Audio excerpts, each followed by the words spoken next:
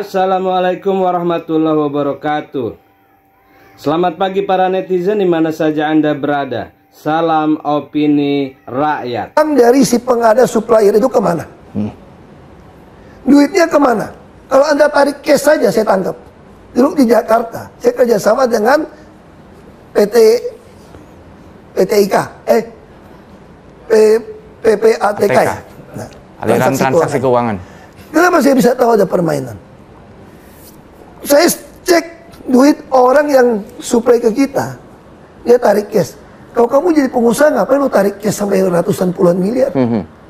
Masih buat bagi-bagi dong. Ya. Kenapa nggak transfer uang itu banyak? Lalu saya cek rekening lurah, camat yang urusan sama itu. Masa tiba-tiba punya puluhan miliar? Saya bisa periksa. Nah sekarang saya bukan jaksa agung.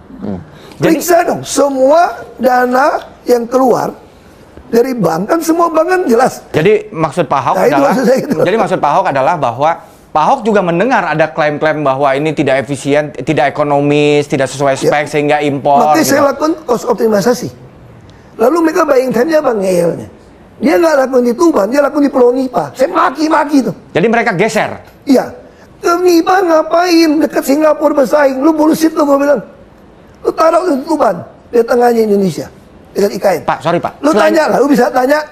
Si Riva tuh pernah gue maki. Kalau gue di Hirut, udah pecat lu, gue bilang. Selain cost pernah gue gitu, gue pecat lu, gue bilang.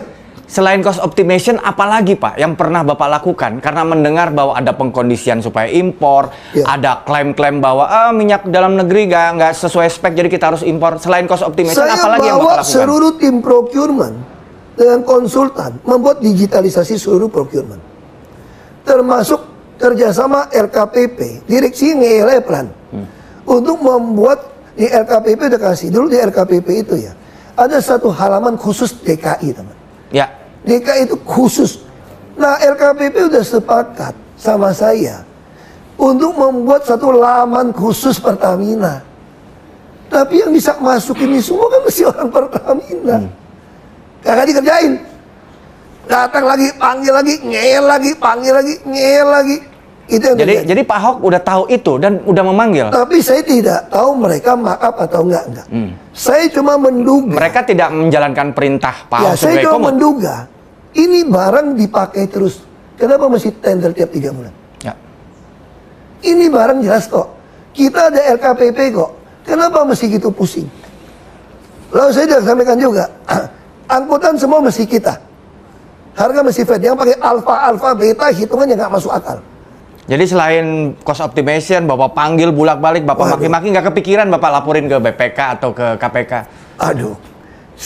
Kan komut sebagai LNG kan gue yang lapor. Kalau soal pengadaan gue nggak bisa lapor dong. Kenapa nggak bisa Pak yang pengadaan? Saya kasih tahu gini, kalau Anda punya pembantu di rumah, Anda jamin nggak pembantu Anda tidak mencuri? Mungkin ada yang bisa menjamin, mungkin tidak. Oh nggak bisa. Kita punya pembantu, kontraktor saya dan nipu saya kok. Tapi apa yang dilakukan ketika terjadi penipuan? Gue pecat. Selesai tak? Masalahnya Bapak nggak bisa mencat. Masalahnya kenapa? Mereka kenapa ngeyel kayak gitu? Saya udah teriak berapa kali gue pecat tuh, termasuk My Pertamina. Termasuk Riva Siahaan, pernah Bapak maki-maki? Waduh, lu baca cari rekaman, gue maki-maki hampir tiap minggu. Bisa disebutkan nggak Pak? Salah satu ya, case yang dimaki-maki nih, Riva ya, ini. Saya kasih contoh ya, saya minta tunai dihilangkan dari seluruh SPBU. Minta ke Riva nih? Ya, bikin. Termasuk soal untuk GOTS ngukur semua digital. Tapi yang mereka bikin tuh nggak, GOTS sama Telkom ngukur tangkinya. Gue nggak mau, gue bilang, lu jangan perkeliruan di kampung kan, namanya perkeliruan ini. Buat apa gue mengetahui isi tangki? Itu mah pembeli solar minyak habis, dia akan telepon kita dong. Ngapain lu habisin triliunan kerja sama Telkom untuk ngukur tangki di dalam berapa? Gue pengen kayak itu tuh, saingan lu tuh, AKR. Gue udah datangin tempat dia, AKR. Habisin cuma 300-an juta. Ukur nozzle-nya dong. Gue pengen nozzle itu digital, bos. Sehingga di dalam kontrol nggak lagi manual ya. Di dalam kontrol room saya tahu nih orang ngisi minyak berapa. Lalu kita akan beli akuisisi Chevron. Saya bawa anak-anak Chevron itu membangun IEDCC waktu itu, Integrated data system ya. Sekarang dia bikin jadi semacam hub, data hub. Itu saya yang bikin. Sehingga saya bisa kontrol minyak yang keluar dari perut bumi. Berapa barrel per hari harus input data. Sampai angkutan kapal berapa lambat. Begitu dia lambat, gua tahu dia kencing. Telepon si kaptennya. Kalau kapal melambat, dia 5 knot atau 1,5 knot, ini pasti pindah barang.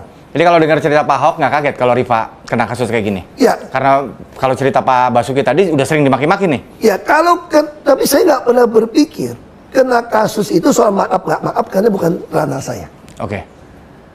Tapi kalau kita marah mereka tidak kerjakan, itu saya udah marah berkali-kali. Termasuk soal digital lambat. Pengadaan apa yang lebih gila lagi? Ada barang pengadaan di kilang berbeda, dengan nama berbeda, dengan PT berbeda, itu bisa masuk. Itu saya temukan. Dapat laporan, lalu saya bikin. Kenapa bikin digitalisasi pengadaan? Misalnya PT Basuki Purnama untuk supply masuk ke Pertamina.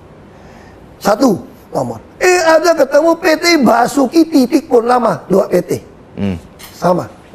Di pengadaan 1 ruko, kenapa barang kita bisa unplanned shutdown? Gara-gara banyak supplier kontraktor tidak kompeten. Sudah melampaui kemampuannya. Karena dia tipu dengan nama. Belum lagi harga berbeda. Itu semua kita tangkap. Bapak kenal nggak nama-nama perusahaan-perusahaan yang disebut? Muhammad Carey. Saya cuma dengar isu-isu di media soal Petral, soal mafia migas dulu. Bapak sebagai komut kan bisa ngecek data arsip, data nggak ada namanya sama sekali. Nggak ada. Kita nggak bisa cek sampai ke dalam teknis seperti itu. Seorang komut nggak bisa ngecek sampai gitu? Kita bikin surat, saya kasih tahu lah. Benar nggak dengan isu kartu kredit? Iya, tahu. Bapak yang minta. Saya minta tidak dikasih. Saya tahu dari mana. Diam-diam rahasia nih. Kalau misalnya lewat bank kita dikasih, baru saya dapat perut odong. Saya minta data saldo aja dia nggak mau kasih. Kenapa mereka nggak takut sama saya? Oh, kamu nggak bisa mecat saya. Tapi kenapa mereka takut? Kau nyolong ketahuan saya. Saya bisa lapor KPK. Ya. Makanya selalu menekan saya nggak boleh ngomong di media, nggak boleh ngomong ini rahasia perusahaan. Oke? Tapi mesti kerjain.